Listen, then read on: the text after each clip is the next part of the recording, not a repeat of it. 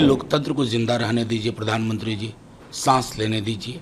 देश का प्रधानमंत्री जब व्हाट्सएप फॉरवर्ड को फैक्ट की तरह परोसने लगते हैं तो उससे कई तरह की भ्रांतियों का जन्म होता है। प्रधानमंत्री जी को एक बार सोचना होगा, ये जो आपने नई पौध तैयार की है ये कितना जहर माहौल में बो रही है। दुनिया में हंसते होंगे हम पे कि यहाँ एक अपोनेंट दूसरे के बारे में क्या टिप्पणी कर रहा है। अब मैं समझता हूँ कि इस रैली की पृष्ठभूमि देखिए तो पृष्ठभूमि ये है कि पूरे देश में भाजपा के इशारे पे भाजपा के आनुषंगिक संगठन, जिनको हम अलग अलग नामों से जानते हैं, जो देश में ईडी, आईटी, सीबीआई के नाम से जाने जाते हैं, उसके माध्यम से भाजपा अपने पॉलिटिकल विरोधियों को उलझाने की जो लगातार कई वर्षों से कोशिश कर रही है, आज उसको और ट्रैक्शन दे रही है। तो जाहिर है कि एक सामूहिक स्वर में आकर के ये तो कहना पड़ेगा साहब कि लोकतंत्र को जिंदा रहने दीजिए प्रधानमंत्री जी, सांस लेने दीजिए।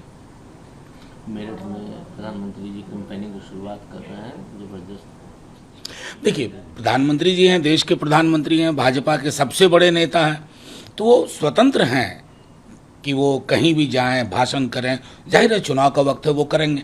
बस उनसे एक आग्रह होगा मेरा हाथ जोड़ करके कि व्हाट्सएप की जो चीज़ें होती हैं ना, उसको फैक्ट की तरह ना परोसें, क्योंकि देश का प्रधानमंत्री जब व्हाट्सएप फॉरवर्ड को फैक्ट की तरह परोसने लगते हैं तो उससे कई तरह की भ्रांतियों का जन्म होता है और हम मौलिक मुद्दों पर बात ना करके आसमानी मुद्दों पर बात करने लगते हैं। हेमंत बिस्वा शर्मा ने बदरुद्दीन अजमल को शादी करने की सलाह दी इलेक्शन से पहले। मैं क्या कहूँ साहब, आपके माध्यम से भाइयों और बहनों, ये हमारे देश के एक महत्वपूर्ण राज्य के मुख्यमंत्री हैं जो अपने एक राजनीतिक विरोधी को ये कह रहे हैं। हमारी राजनीति का विमर्श कहाँ पहुँच गया, ये सवाल मैं लोगों के लिए छोड़ता हूँ। ये जो तौर तरीका बातचीत है ना, ये गिरावट, प्रधानमंत्री जी को एक बार सोचना होगा, ये जो आपने नई पौध तैयार की है ये कितना जहर माहौल में बो रही है। दुनिया में हंसते होंगे हम पे कि यहाँ एक अपोनेंट दूसरे के बारे में क्या टिप्पणी कर रहा है।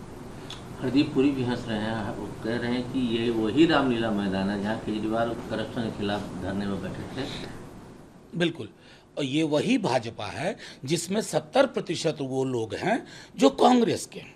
ये वही भाजपा है जो भ्रष्टाचार की बात करती थी लेकिन इलेक्ट्रल बॉन्ड के माध्यम से आज़ाद हिंदुस्तान का सबसे बड़ा भ्रष्टाचार किया। हरदीप पुरी साहब, ये वही भाजपा है जो कहती थी 2 करोड़ रोजगार प्रतिवर्ष दूंगा।